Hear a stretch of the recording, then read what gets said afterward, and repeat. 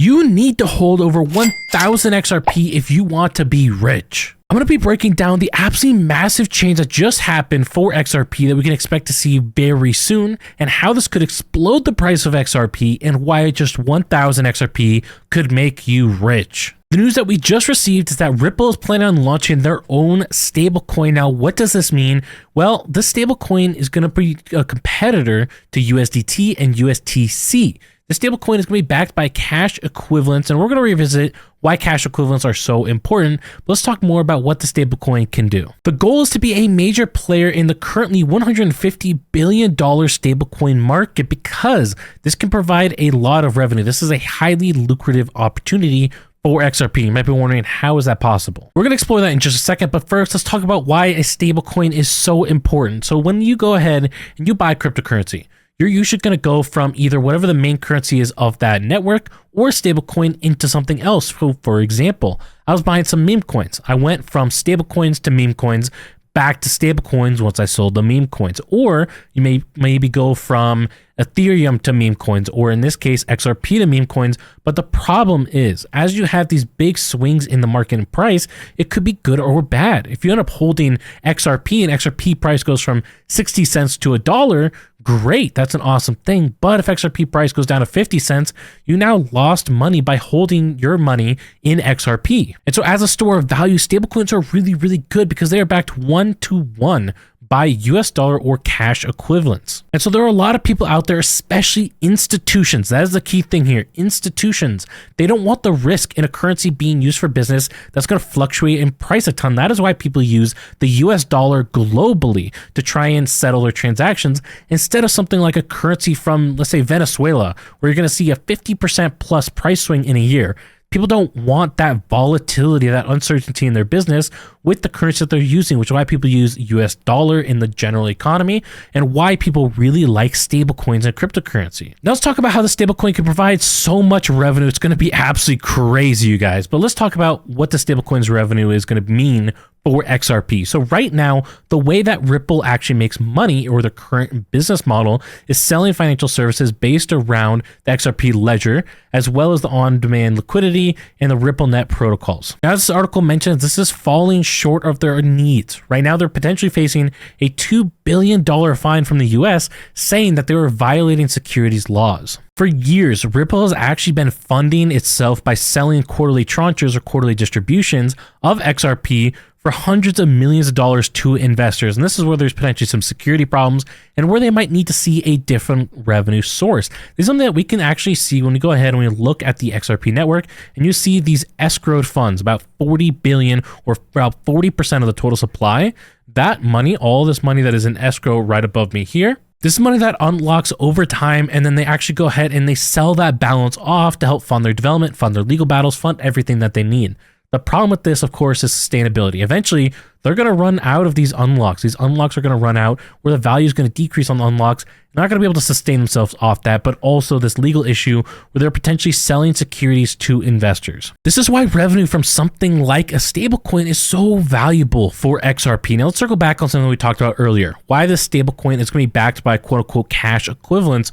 What does that mean, and why is that so important? Well, that is actually super important because it provides them almost a relatively risk-free way to earn revenue. You can see that this can be backed 1-to-1 by cash equivalents, including, now this is really important, we have to look at this closely, US dollar deposits, US government bonds, and other low-risk investments. So what does this mean? This means that what they're going to do is they're not just going to have, let's say you give them $100 and you buy stable coins with that. They're not going to put the $100 in a bank account and just have it sit there and have your backing that way. No, what they're going to do is they're going to put your money to work, and they're going to earn a revenue from your money. We are seeing this on a large scale right now with Tether and these other major stable coins. Tether booked in Q4 of 2023, they booked $2.85 billion of quarterly revenue. That's over $10 billion of revenue on an annual basis. And that's just from having these cash equivalent assets that are earning a yield. When you go ahead and we look at, for example, 1-year treasury bonds, look at about a 5% yield. What that means in simple terms, let's just break this down super simple. If you, let's say, put $100 into this, and then every year you're going to be earning 5% or $5. Now, the nice thing for these stablecoin companies is it's not their money. They don't need $100 to earn that $5. They're taking your $100 and they're investing that money and they're earning the yield. And it's something like the treasury. That's something that people view as relatively risk-free because the government always pays. This means if XRP becomes as big as something like Tether, they could be earning billions of dollars every single year. And even if they're not as big, it could be hundreds of millions of dollars that flood into the XRP ecosystem. And that provides value. That money could be used either for development of the main network. They could end up creating these different incentive programs to get more dApps and different utilities on the XRP ecosystem. There are so many things that they could do. When we go ahead and we look at the dApps, or essentially utilities of these different ecosystems, you guys can see here are some of the top ones. Obviously, BNB, Ethereum, Polygon, they have thousands of different dApps or different utilities.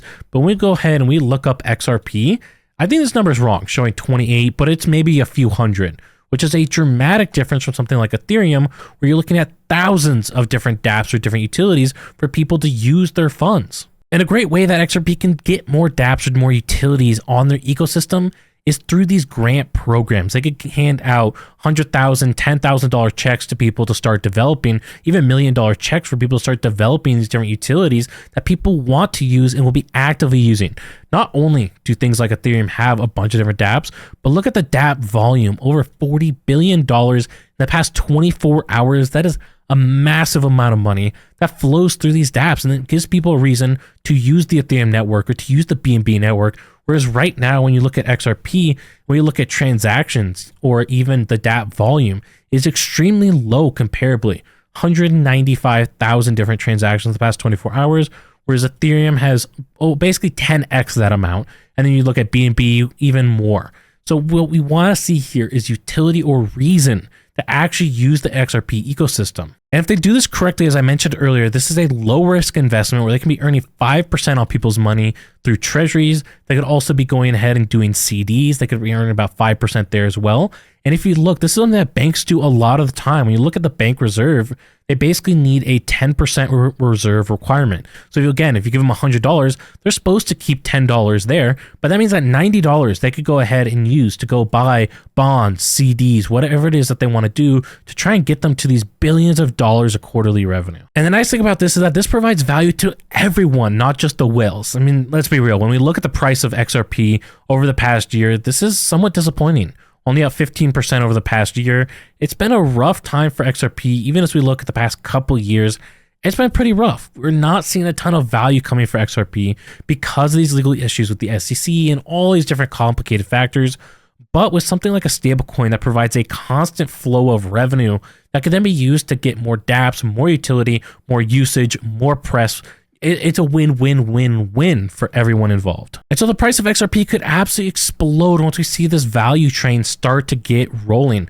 I mean, look at XRP right now, $32 billion market cap, nothing small by any means. But let's say that XRP was actually making basically $10 billion a year. Nobody's going to have this thing valued at 30 billion if it's making 10 billion per year.